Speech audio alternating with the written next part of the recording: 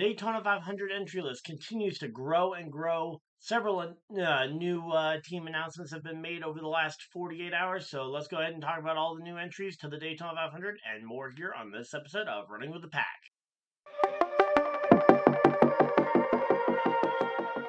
So as I mentioned in the intro, we have had a flurry of news over the last couple of days, weeks, and months about the Daytona 500 entry list. And I figured now that we're just about exactly 1 month out from the Daytona 500, figured it was a good time to go ahead and do a full comprehensive update video on all the entries that we expect that are either rumored or are confirmed to be in the race already with drivers announced. So we'll go through. I will put up a list over here on the sidebar as we go through them. So first off, we have obviously the 36 chartered entries. That is 36 entries already locked in. 30.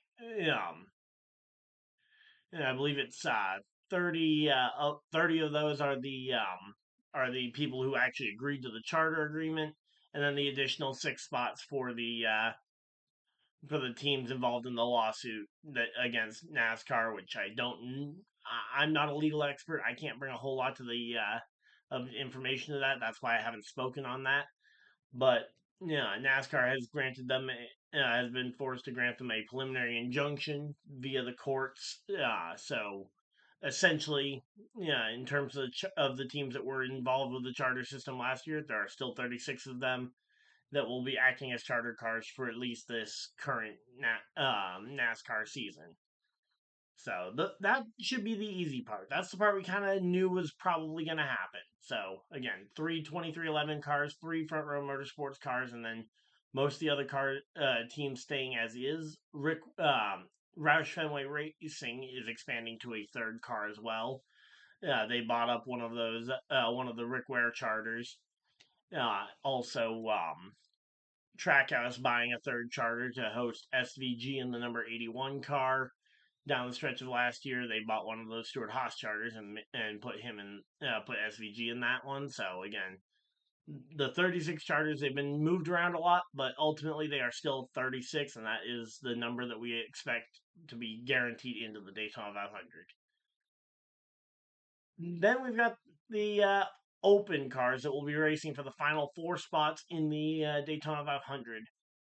And those will be Project 91 with 4-time Indy 500 winner Elio Castroneves. NY Racing, I don't remember who their driver was they announced, but I remember seeing them announce one. So NY Racing will be in the Daytona, or will be attempting to qualify for the Daytona 500. Beard Motorsports, Live Fast Motorsports both announced that they would be entering it.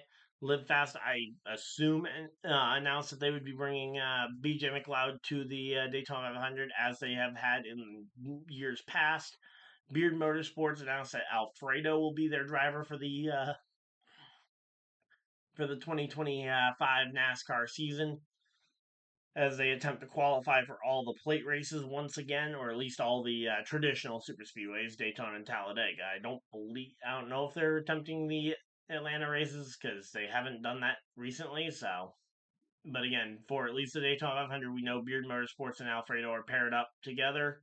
That car was almost fast enough to potentially win the summer Daytona race if he had just a little bit more experience. If their driver had had just a little bit more experience. Then we go ahead and we have the two newest announcements, which are Junior Motorsports coming to the Daytona 500. They are bringing one car along with them. Driver will be Justin Allgaier driving the number 40 car for Dale Jr. and Junior Motorsports in the Daytona 500. I will say, I've seen the paint scheme and it looks pretty good. Ultimately, I think this will be a good test to see if the Junior Motorsports name is enough to get them going, or get the fans and the Junior Nation fans going, or they need the car number 88 to be featured on track, 8 or 88. But he will be running the number 4. Allgaier will be running the number 40 car, as 88 was scooped up by Trackhouse in the off season, and obviously 3 and 8, the other Earnhardt family numbers, are in use over at RCR, Richard Childress Racing.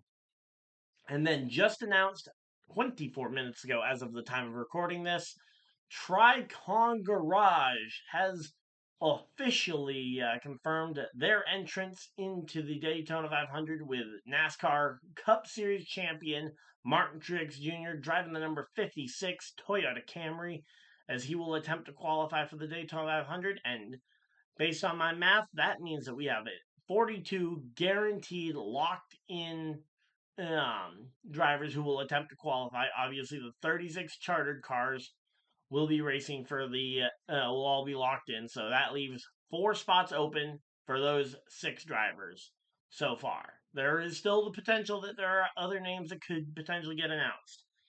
One of those I want to talk about right now because Mike Wallace and the 66 team were originally confirmed to be in the show, but then NASCAR, once they got back from the winter break, ultimately reviewed the entry and was like, you haven't raced any kind of oval in over 10 years, and decided to not allow Mike Wallace's first race back in the car on an oval in 10 years. Again, a 65-year-old coming off a 10-year hiatus. I am not shocked that NASCAR disallowed him from competing, and will make him, if he does want to take part in a future race, will have to take part in some sort of ARCA test or whatever, because they've ruled that he can't race in any of the top 3 series with that severe gap. And I think some of that is due to the fact that of what we saw with Derek Cope a couple years back, where he was completely off the pace and literally dangerous on the track for all the other drivers. Again, I hate it for Mike Wallace because he seems like a nice enough guy, and he was told before or over the holidays when they first announced this that he would be good to go, but ultimately was then denied. And between him and because he was the one bringing the sponsorship for that ride, now the MBM 66 entry is in question. Still possible that maybe they find another funded driver. Maybe they go ahead and bring back Timmy Hill to the seat. But again, that one is unsure as of right now. Similarly, or I guess similarly, Legacy Motor Club and the Jimmy Johnson machine. We have not heard any confirmation, but I wouldn't put it past Jimmy Johnson potentially attempting it this year. And if so, that would move the number up to 43 cars, which would be a real big mark. If we can hit 43, 44 entries for the Daytona 500, that is amazing. Again, unconfirmed there, but Legacy Motor Club in the 84, I would not rule them out. In fact, I would probably say they are the most likely of the unconfirmed teams to find the funding and show up for the race. Then you've got Rick Ware Racing with their second entry. They obviously downsized to 1 car, and actually just yesterday announced that they will be running the full season with Cody Ware back in the Rick Ware number 51 car. So that means that prior driver of the 51, Corey LaJoy, is now without a ride. Possibly could Corey LaJoy or some other funded driver potentially show up and get in the 15 car as a part of a rotation for the Daytona 500? It's definitely possible, and again, I wouldn't rule any of these out, but again, I'd say that the 66 and MBM is probably more likely than Rick Ware Racing, just because Rick Ware seems to be in the situation where they've kind of been slowly selling off parts of the empire. So if they just sold off a charter, why still run a second car full time? Or even for just one race, maybe they find a driver that brings the funding to make that happen. But again, I am unsure at this point. And then we've got all right.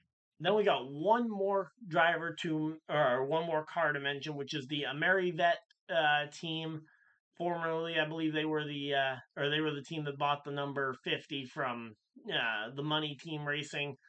I've heard them rumored to race a couple of times. I don't think they've made a start yet. And if they have, it hasn't been many of them, and I haven't heard anything about a driver lineup for that one. So again, it's unconfirmed, but it definitely could be a thing. But especially with how stacked the lineup is, I would say that one would be the biggest stretch of the unconfirmed ones. So My official prediction is I think we'll get one of the two. I think we'll see one of the two, either MBM or Rick Ware. I think one of those two will find a funded driver to lock or to attempt to qualify. And then I think we'll see Jimmy Johnson attempt to qualify, and that will bring the field to 44 confirmed entries.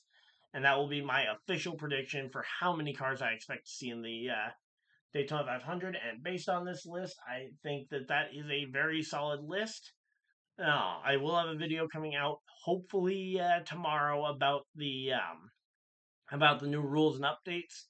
One of those I will touch on just briefly here, which is the new um, open entry open entry agreement where a specific driver, in this case it's going to be Elio Castroneves, who is of world class caliber, will be guaranteed into the field. If he does fail to qualify under the, let's just say he's the fifth fastest car and doesn't race his way in through the duels, he will still get a starting spot and he will start 41st on the field. And we'll see a 41 car field for the Daytona 500. Again, a full video on all the new rules updates for the NASCAR season coming tomorrow.